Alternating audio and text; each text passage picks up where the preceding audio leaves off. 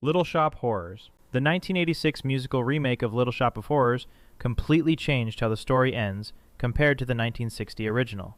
The original 1960 film, directed by Roger Corman, had a dark ending where protagonist Seymour is devoured by Audrey II, the giant plant.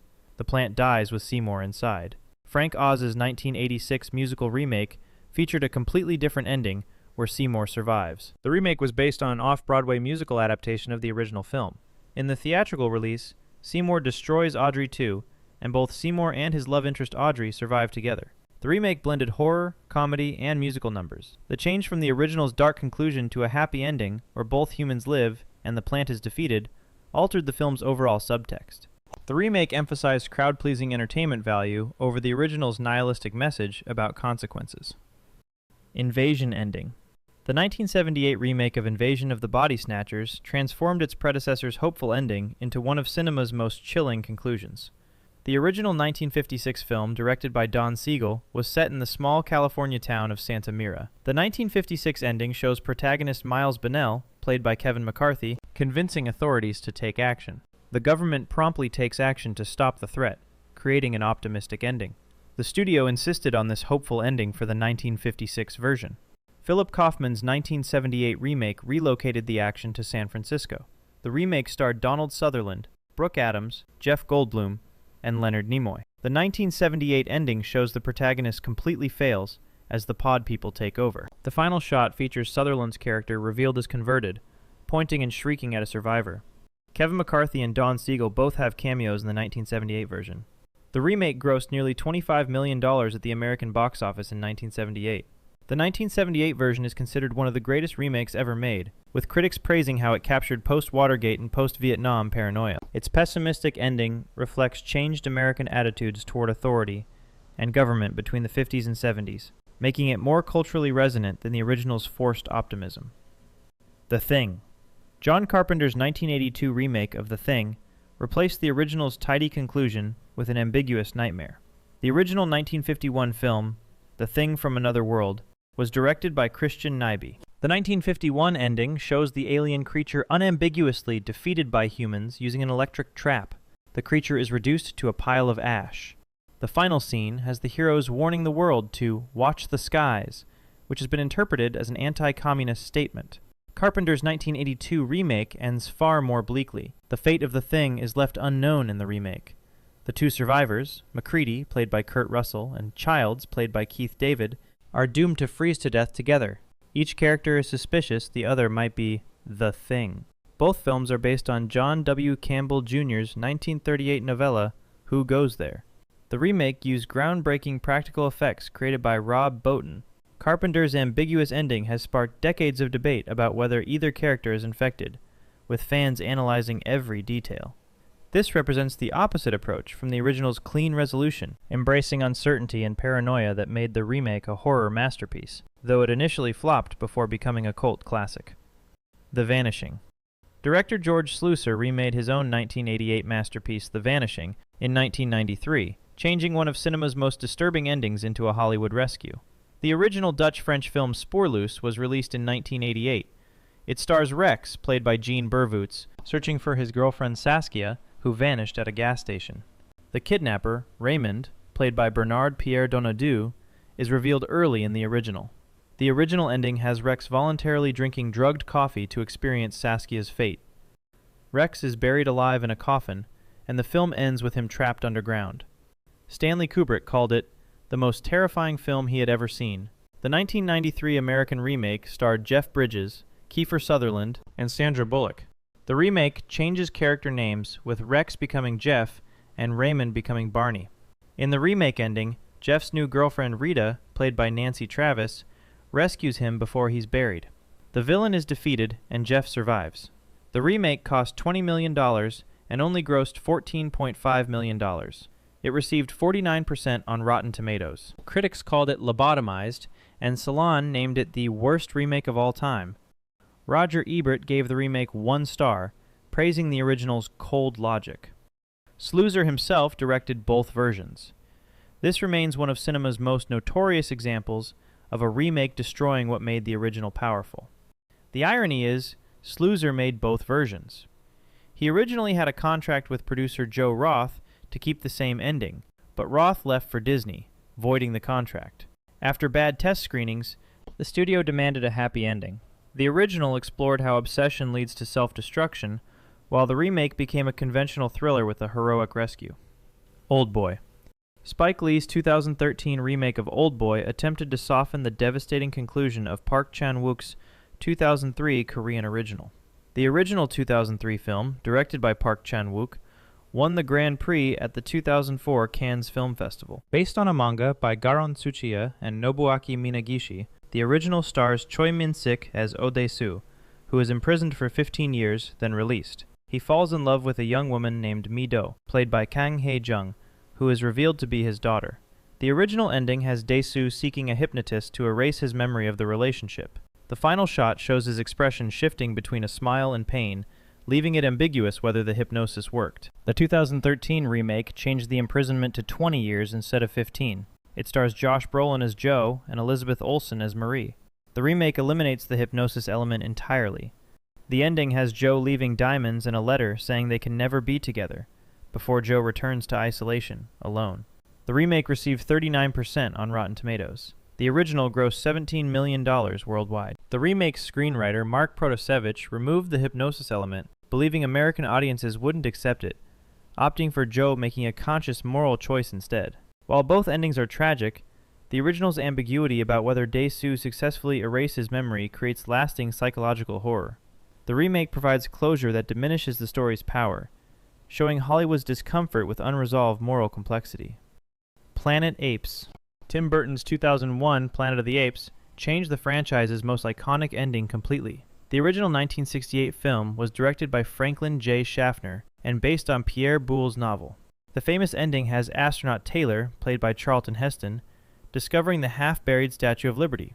This reveals he's been on post-apocalyptic Earth the entire time. It's considered one of cinema's greatest twist endings. Burton's remake stars Mark Wahlberg as an astronaut crashing on an ape planet. Released July 27, 2001, the remake ending has Wahlberg's character returning to Earth and finding the Lincoln Memorial with an ape face. Apes appear to control Earth in his time. The ending leaves multiple questions unanswered about how this occurred. Critics widely panned the remake's confusing conclusion. The remake cost $100 million and grossed $362 million. Burton's twist trades the original's devastating clarity for confusing complexity. Where the 1968 ending delivered a gut-punch revelation about humanity's self-destruction, the 2001 version left audiences scratching their heads about timeline mechanics rather than contemplating deeper themes. By the way, if you're enjoying this, I post videos like this all the time. Subscribing would really help me out. The Fly. David Cronenberg's 1986 remake of The Fly transformed the ending from monster movie to tragedy. The original 1958 film was directed by Kurt Newman and stars David Hedison as a scientist whose teleportation experiment goes wrong. The original ending shows the scientist trapped with a fly head and arm. His wife discovers him caught in a spider's web, crying, "Help me," in a tiny voice, and she ends his suffering. Cronenberg's remake stars Jeff Goldblum as Seth Brundle, released August 15, 1986. The remake shows a gradual transformation as Brundle merges with fly DNA over time.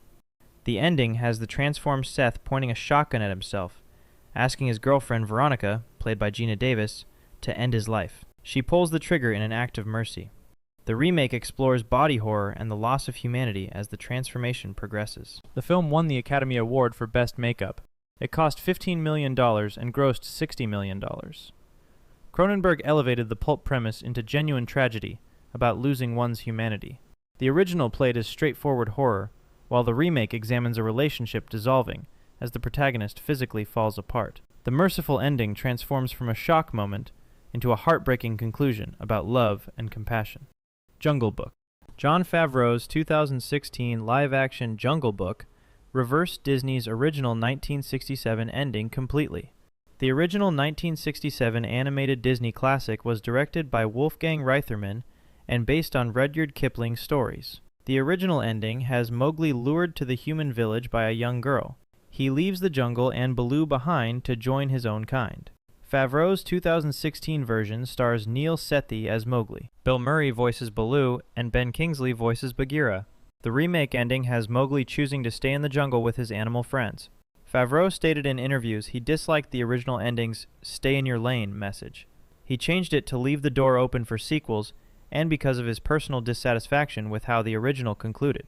This represents a rare case where the remake ending is considered an improvement by critics, avoiding problematic implications of the original's "stick to your own kind" message, while honoring friendship themes. Speak No Evil. The 2024 American remake of Speak No Evil replaced the 2022 Danish original's nihilistic ending with a triumphant one. The original 2022 Danish-Dutch film was directed by Christian Toftrup. The plot follows a family who visits another family they met on vacation, only to find themselves in a murderous trap. The original ending has the protagonist's family killed by the murderous hosts. The cycle of deception begins again as the hosts target new victims. It ends on a haunting note, emphasizing how evil perpetuates. The 2024 American remake was directed by James Watkins and stars James McAvoy as Patrick, the villain. Released September 13, 2024, the remake ending has the heroes triumph over the villains and break the cycle of violence. The family rescues a kidnapped child from the captors. The remake earned critical praise and financial success, despite the ending change. The original's dark ending is considered more powerful by critics. The hopeful conclusion doesn't mesh as well with the established horror tone.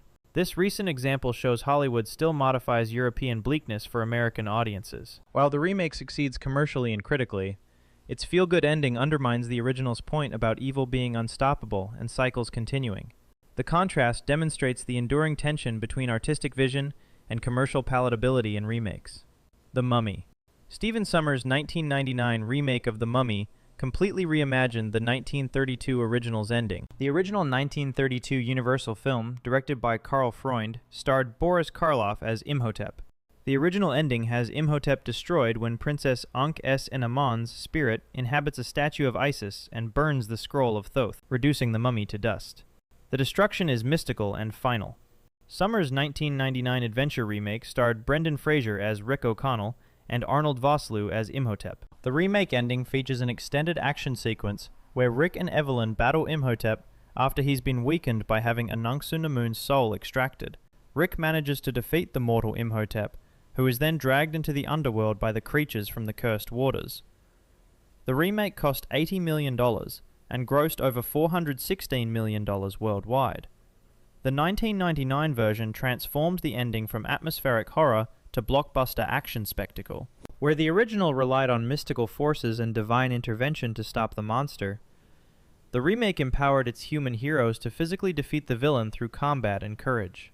This shift reflected changing audience expectations from 1930s horror to late 90s action-adventure filmmaking. The Italian Job.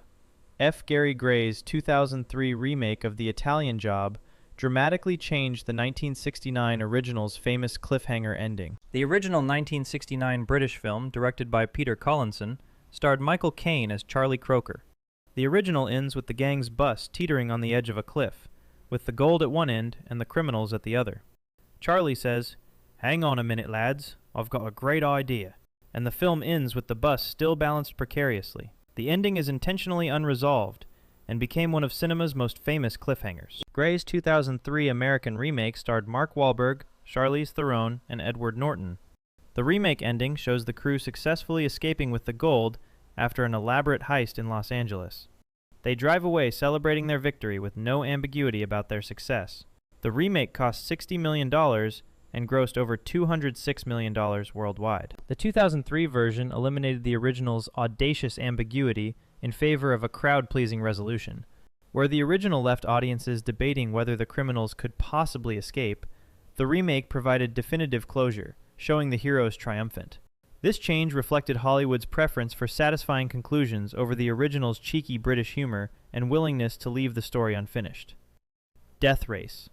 Paul W.S. Anderson's 2008 Death Race fundamentally changed the 1975 original's satirical ending. The original 1975 film, Death Race 2000, directed by Paul Bartel, starred David Carradine as Frankenstein. The original ending has Frankenstein rebel against the totalitarian regime. He crashes into the president's reviewing stand and kills him, rather than winning the race. Frankenstein and his navigator Annie then become the new leaders, promising to dismantle the fascist government The ending is darkly satirical about revolution and power. Anderson's 2008 remake starred Jason Statham as Jensen Ames, racing as Frankenstein. The remake ending has Ames winning his freedom after completing the death race. He escapes the prison with his navigator Case and reunites with his baby daughter. The warden is arrested for corruption. The film cost $65 million and grossed over $76 million worldwide. The 2008 version replaced political satire with personal redemption, where the original used its ending to comment on cyclical violence and corrupt systems. The remake focused on an individual's fight for freedom and family. This transformation reflected Anderson's shift from social commentary to straightforward action storytelling. The Wicker Man. Neil LaBute's 2006 remake of The Wicker Man altered the 1973 original's powerful pagan ritual ending. The original 1973 British film, directed by Robin Hardy, starred Edward Woodward as Sergeant Howie. The original ending shows Howie burned alive inside a giant wicker man as a sacrifice while singing hymns and praying. The islanders watch as the structure burns at sunset. The ending is haunting and maintains the mystery of whether the sacrifice worked. LaBute's 2006 remake starred Nicolas Cage as Edward Malice, investigating a missing girl on a matriarchal island. The remake ending has Malice burned alive in a similar Wicker Man structure. However, the remake adds a final scene, showing the cult members traveling to the mainland to lure new male victims, suggesting the cycle continues. The film cost $40 million and grossed only $39 million worldwide. Critics universally panned it with a 15% rating on Rotten Tomatoes. The 2006 version added explicit exposition about the cult's ongoing practices, where the original left viewers with unsettling ambiguity. Where the 1973 film ended with the ritual's purpose unclear and terrifying, the remake spelled out that the islanders would continue their practices, reducing the original's disturbing mystique to formulaic horror sequel setup. If you found this interesting, consider subscribing so you don't miss out on every upload. Thanks for watching.